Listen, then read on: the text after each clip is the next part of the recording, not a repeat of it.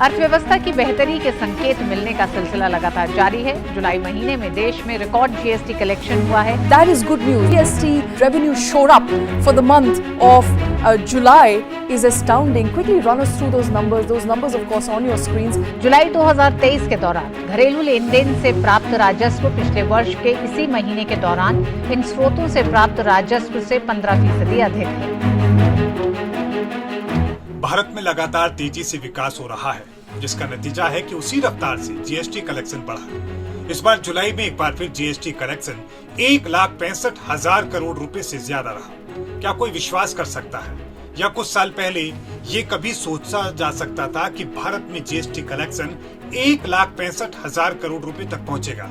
और ये पहली बार नहीं हुआ है, ये 5वीं बार है जब जीएसटी कलेक्शन 1,50,000 करोड़ रुपए से ज्यादा रहा और ये हर महीने बढ़ता जा रहा है। जून में कलेक्ट किए गए जीएसटी कलेक्शन से 2.2% ज्यादा जीएसटी जुलाई में कलेक्ट हुआ। जुलाई 2022 की तुलना में जुलाई 2023 में साल दर साल जीएसटी कलेक्शन बढ़कर 11% हो चुका है। ये कलेक्शन इस साल 1.60 ट्रिलियन तक पहुंच चुका है। अब जीएसटी कलेक्शन बढ़ने के पीछे का कारण भी जानते हैं। सरकार की कोशिश के बाद देश में हर तरह के वाहनों की बिक्री में तेजी आई है, जिसकी वजह से यात्री वाहन डिस्पैच ने अब तक का सबसे शानदार प्रदर्शन जुलाई महीने में किया। उद्योग के एस्टीमेट के मुताबिक जुलाई में 3,52,492 यात्री वाहन कारखाने से डीलरशिप तक भेजे गए। एक साल पहले इसकी संख्या 3,41,971 पर थी, जो इस साल 3.1% बढ़कर सारे रिकॉर्ड तोड़ चुकी है।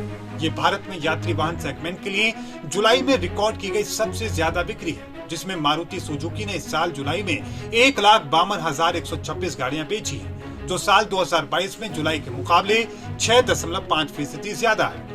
2022 के जुलाई में मारुति सुजुकी ने 1,42,850 यूनिट बेची थी। वहीं हुंडई मोटर इंडिया की बात करें तो इस साल जुलाई में 50,701 गाड़ियां बेची गई, जो पिछले साल जुलाई के मुकाबले 0.4% ज्यादा है। 2022 के जुलाई में हुंडई मोटर इंडिया ने 50,500 गाड़ियां बेची थी। टाटा मोटर्स की बात करें तो इस साल जुलाई में उन्होंने 47,628 गाड़ियां बेची हैं, जो पिछले साल जुलाई के मुकाबले 0.4% ज्यादा है। वहीं महिंद्रा ने इस साल जुलाई में 36,205 गाड़ियां बेची हैं, जो पिछले साल के मुकाबले ज्यादा है। टोयोटा किर्लोस्कर मोटर ने जुलाई महीने में 20,759 गाड़ियां बेची हैं, जो पिछले साल के मुकाबले ज्यादा है। वहीं एमजी मोटर्स इंडिया ने 5,012 गाड़ियां बेची हैं, जो पिछले साल के मुकाबले ज्यादा है। जब वाहनों की खरीद बढ़ी तो उनका निर्माण भी बढ़ा, जिससे न सिर्फ रोजगार में इजाफा हुआ बल्कि बाजार में रौनक भी देखने को मिली। अब बात टोल कलेक्शन की करते हैं। इस साल के पहले 3 महीनों में राष्ट्रीय राजमार्गों पर टोल कलेक्शन बढ़कर 150 करोड़ रुपए प्रतिदिन तक हो चुका है। 150 करोड़ रुपए प्रतिदिन एक बड़ी संख्या है, जबकि ये कलेक्शन 2022-23 की पहली तिमाही में रोज औसत 130 करोड़ रुपए था। सड़क परिवहन और राजमार्ग मंत्रालय के आंकड़े बताते हैं कि 2023 की पहली तिमाही में फास्टैग के जरिए औसत मासिक टोल कलेक्शन 4,406 करोड़ रुपए रहा। ये पिछली तिमाही यानी कि जनवरी मार्च के औसत मासिक कलेक्शन से ज्यादा है, जो 4,083 करोड़ रुपए रहा था। साथ ही 2022 की पहली तिमाही में ये कलेक्शन 3,841 करोड़ रुपए के करीब दर्ज हुआ। अब बात उत्पादन की करते हैं। भारी मांग के चलते तीसरी तिमाही की शुरुआत में विनिर्माण ने मजबूत गति बनाई हुई है। यहाँ तक कि जुलाई 2023 में पीएमआई यानी कि परचेसिंग मैनेजर्स इंडेक्स 57.7 पर बना हुआ है, जो एक बड़ी कामयाबी के रूप में देखा जा रहा है और यही भारत के विकास की रफ्तार को दिखा रहा है। इसी को लेकर पूरी दुनिया भारत की ओर देख रही है। जीएसटी के रिकॉर्ड कलेक्शन में डिजिटल पेमेंट का भी बड़ा योगदान रहा। जुलाई 2023 में यूपीआई लेन देन की संख्या 9.96 बिलियन तक पहुंच गई।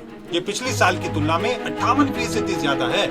इसका मूल्य करीब 15,34,000 करोड़ रुपए है, जो पिछले साल से करीब 44% ज्यादा है।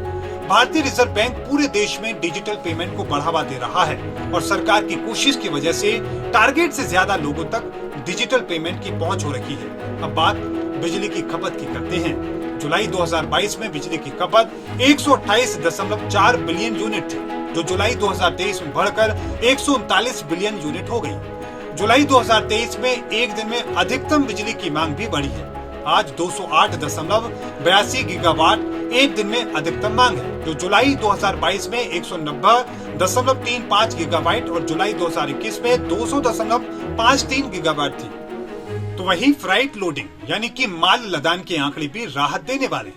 रेलवे ने जुलाई 2023 में 123.98 मिलियन टन माल की ढुलाई की, जो पिछले साल के मुकाबले 2% ज्यादा है। पिछले साल यही ढुलाई 122.15 मिलियन टन रही। 2023 में अप्रैल जुलाई तक राष्ट्रीय ट्रांसपोर्टर ने 507.7 मीट्रिक टन माल ढोया, जो पिछले साल के मुकाबले 1.23% ज्यादा है। पिछले साल 501.55 मीट्रिक टन लोडिंग की गई थी। जुलाई 2023 में ढुलाई से 13,578 करोड़ रुपए का राजस्व सरकार को मिला, जो पिछले साल के मुकाबले 3% ज्यादा है। पिछले साल जुलाई में 13,163 करोड़ रुपए का राजस्व भारत सरकार को मिला। सरकार का फ्यूल से भी रिकॉर्ड कलेक्शन हुआ है। सरकारी तेल विपणन कंपनियों के मुताबिक जेट ईंधन की बिक्री में साल दर साल 10.3% की वृद्धि हो रही है, क्योंकि जुलाई 2023 में एयरलाइन से यात्रियों ने जमकर सफर किया। एयरपोर्टों पर यात्रियों की संख्या में लगातार इजाफा हो रहा है। एटीएफ की मांग जुलाई के दौरान पिछले साल की तुलना में 10.3% की ज्यादा रही। ये बढ़कर 6,03,500 टन हो चुकी है। ये जुलाई 2021 की तुलना में दोगुने से भी ज्यादा है। महीने दर महीने जेट फ्यूल की मांग भी बढ़ रही है। ये मांग जून 2023 में 5,54,000 टन रही। यही बिक्री जुलाई में 1.6% के करीब रही।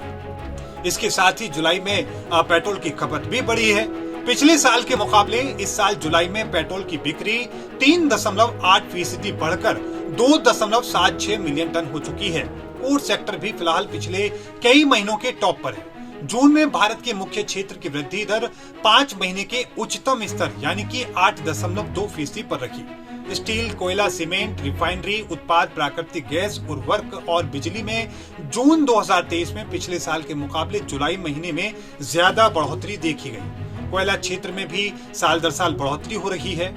इस बार जून में ये बढ़ोतरी 9.8% दर्ज हुई, जबकि एक साल पहले इसी महीने में इसमें 32.1% की बढ़ोतरी दर्ज हुई थी। वहीं प्राकृतिक गैस में सालाना आधार पर 3.6% का इजाफा हुआ है, जबकि कच्चे तेल में 0.6% की गिरावट दर्ज की गई है, जो बाजार के लिए अच्छा संकेत माना जा रहा है। जून 2023 में प्राकृतिक गैस का उत्पादन 3.6% बढ़ गया है। अप्रैल से जून 2023-24 की तिमाही के दौरान इसका सूचकांक पिछले साल इस दौरान 0.1% बढ़ा था।